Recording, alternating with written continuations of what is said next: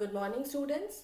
In the last class, I explained you about the monohybrid cross and dihybrid cross. Today, I will going to explain you about Mendelism. Mendelism is the principles, or it's also called as law of inheritance, that is discovered by Mendel in 1866, are collectively known as Mendelism. So these are the first law of Mendel's laws of inheritance. First law is law of dominance, second law of segregation, third law of independent assortment. Okay. So one by one I will explain you each law. This is the law of dominance. Law of dominance, in this the parents are of the pure trait of tall and pure trait of dwarf plant. So the gametes will transfer pure trait, that is capital T, pure tall trait will transfer, or gamete will pass on to the offsprings, and this is a trait of pure dwarf plant. Now the first one, F1 generation, that you can see here, that is capital T, and here the gametes were transferred as small t. So you will be getting here in F1 generation, all these plants are tall. No? So out of these two alleles or factors in hybrid, any one expresses itself. That is the law of dominance. Dominance means which can express itself into the another allele, or in the presence of another factor which expresses itself is called as dominant allele. Which cannot express or remain unexpressed are called as recessive alleles. So see here, the dominant allele is capital T, and here the recessive allele is small t.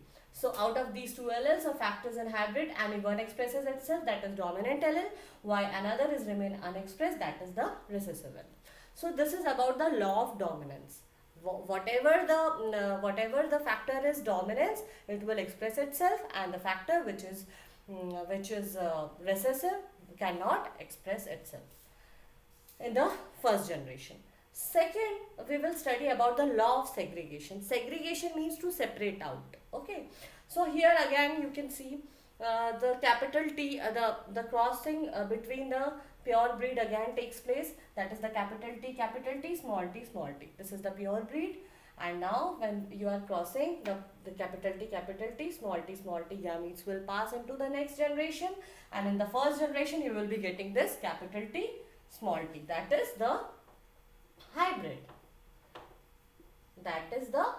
It's having the tall character also, and it's having the dwarf character also. But the phenotypic character will be tall. But in genes, definitely small t is there. In genes, the small t or dwarfness is also there. So now the gametes will get transferred into the next generation. That's what I am telling you. That is the genotype. That is the capital T and small t. Now when you are crossing this capital T and small t, capital T, small t, you will be getting the 3:1 ratio. 3 of these plants will be tall. 3 of these plants will be tall, and this one will be dwarf. No? So this is the characters, because here capital T and small t is there. So dominant allele, first law, the dominant allele will always express itself, but the recessive alleles character get masked in it. It can be seen during the next generations.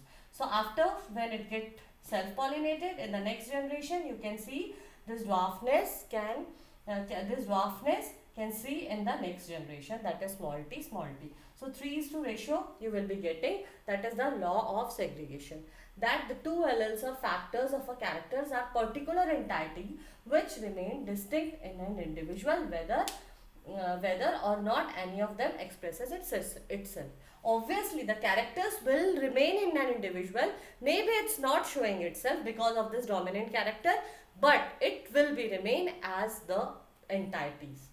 But factors separate out or segregate at the time of gamete formation. Obviously, after the time of gamete formation, this character gets segregate or gets separate out, and it can expresses itself. This is also known as purity of gametes, because the gametes, obviously the entirety is itself, the entirety or in the genes the dwarfness is there, but it cannot express itself in the presence of dominant gene. But in the further generation, it expresses the purity of gametes, you can see in the further generation. So last is the last law of Mendelism is the law of independent assortment. So next clause is law of independent assortment. Here the two factors or alleles of a character separate out independent of factors of another character. All character will separate out and can identify itself, or you can say or can expresses itself. So at the time of gametogenesis, they also come together independent of one another. During fertilization, as a result of independent assortment, fertilization produce new combination of traits or factors. These are called as recombination. So here you will be learned about that all characters get expressed. All characters can show all characters can show its trait, or the genes or alleles get recombined. So here in this example, you can see all the characters are being expressed. No, so here in this example, you are crossing the round and green seeds, and these are the wrinkled yellow. So this is round and green, and this was wrinkled yellow.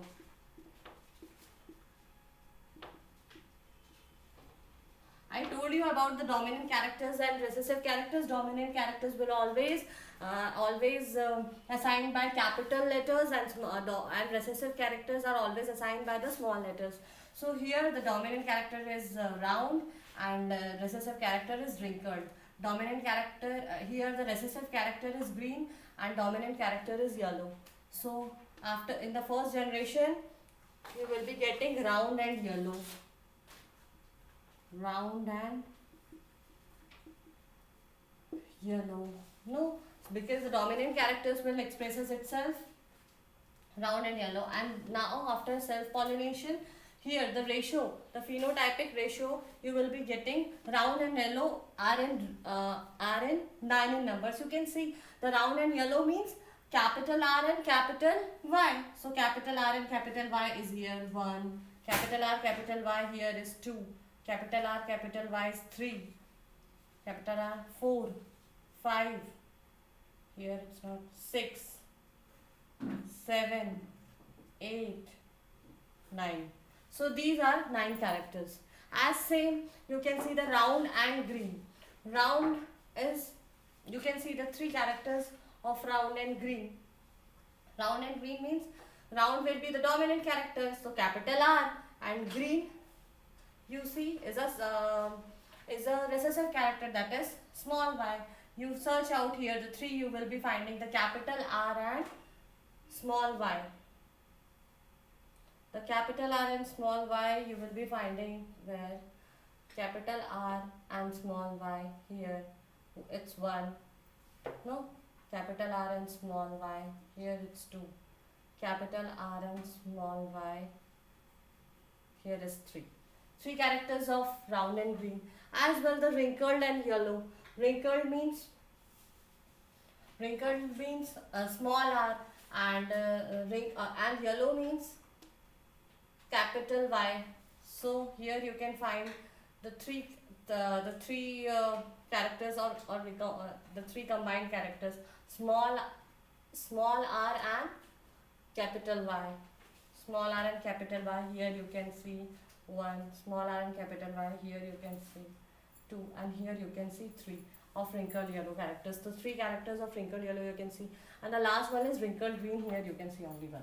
So here are by this ratio you are getting the phenotypic ratio, and in the genotypic ratio you just see the genes, all the genes over there. So capital R, capital Y will be only 1. Capital R, capital Y, small y will be 2. You will be getting here 2. Like this, here also 1, 2. No, like this only 1, 2, 1, 2, 4, 2, 1, 2, 1. This ratio you will be getting in genotypic ratio. So this law or this cross expresses the law of independent assortment. So students, next I will explain you the next I will explain you the contribution of parents, or you can say how do the traits get expressed. The students now see the contribution by the parents. So the what will be the contribution is by the parents. Each parent has these two sets of genes and chromosomes. A gamete receives only one set of gene or chromosome. When the gamete fuse during fertilization, the double set or diploid number of genes and chromosomes is restored. And therefore, in the sexual reproduction, parents contributes half of the genetic materials, both from or you can say the both parents contribute equally. For more about this topic, you will study in the higher class. Now you just see that each parent has two sets of genes and chromosomes which will transfer to the next generation. So during the fertilization, the double set or diploid number of genes and chromosomes is restored. Both parents will contribute equally. Okay. So next, how do the traits? Next topic is how do the traits get expressed? So traits are morphological or physiological expressions of factors and genes. As I told you, traits are the characteristics, or traits are nothing but they are the inherited characteristics. So these are the morphological and physical expressions of obviously genes, and genes are the functional unit of, or you can say the functional segments of DNA. So these are the genes which can express itself in the next generations. So they operate in the formation of mRNA. mRNA is a messenger RNA. That also you will study in the higher class, that how do these genes get transferred from one generation to next generation. But now you just see when they operate to the formation of mRNA, which forms structural and enzymatic protein. Actually, this we are saying the dominant characters, we are recessive characters. So this is due to the structural and enzymatic protein. A dominant factors produces a fully functional protein, whereas recessive factor will not produce the fully functional protein. That's why the dominant character will express itself and recessive character will not. As I explained you in the example of pea plant. In the example of pea plant, we see the dominant character, that is the tallness. Tallness in that I explain you the character of height in the pea is contributed by the growth hormone. So obviously tallness and dwarfness is due to the plant growth hormone. Plant growth hormones initiates the growth of the plant, as well as if the secretion of plant growth hormone is less, then it results in the dwarfness. So now they are synthesis through enzyme produced by the protein formed by the growth factor. The dominant factor for tallness T synthesis a protein that efficiently give rise to the growth hormone. Whereas plant hormones, therefore the plant will be tall. In case of recessive factor, the dwarfness T less efficient protein is formed. Obviously the protein is fully functional or fully synthesis is dominant character. That's why the plant is tall, and that protein is less secreted in the case of recessive character. That's why the plant is short. So student, next topic I will explain you today is the sex determination in human beings. So students, now the last topic of today's is sex determination. So sex determination is the establishment of males or femaleness in the individual. If the female will be if the progeny will be a male or a female, that determination is called as sex determination. Through the formation of their sex organs. Obviously you can determine with the help of the sex organs between the males and females. In some animals, sex is determined by the environmentally, whereas in some animals, the majority of animals you can say, as in human beings, it is controlled genetically. Okay, so that the few examples in which these sex determination is controlled environmentally are the turtles. Like if the eggs are incubated at 33 degrees Celsius at the temperature, the progeny of offspring will be the females. And at the temperature below 28 degrees Celsius, it will form males. So incubation period, incubation temperature will decide either it's male or female. Next, in lizard, males are formed at high temperature. In animals, in annelids, and in some snails also you can see this example, as the sex changes will takes place. Changes from male to female as they grow old. The changes of sex will take place. Now, the most important point, the sex determination in human beings. Okay, as I told you, human beings are genetically controlled. The majority of it is controlled genetically, and this is controlled genetically by the help of chromosomes. With the help of chromosomes. So basically, there are two types of chromosomes. There are two types of chromosomes can be found in human beings. There are total number of 23 pairs of chromosomes are present in the human beings. Out of these, there are two types of chromosomes. 22 are called as autosomes, whereas one pair is called as sex chromosomes, which determine sex. Okay, so there are 23. 22 plus 1, there are 23. There are total 23 pair. Okay, pair. These are in pair. 23 pairs of chromosomes are present in human beings, out of which 22 pairs are called as autosomes and one is called as allosomes. And these autosomes control various functions of your body other than this sex. Whereas allosomes are the sex chromosomes which determines the sex of the human body. Clear? So 23 are the total, 22 are the autosomes which are meant for the other functions of the body, and one that is called as allosomes, that is called as sex chromosome, that determine the sex of an individual.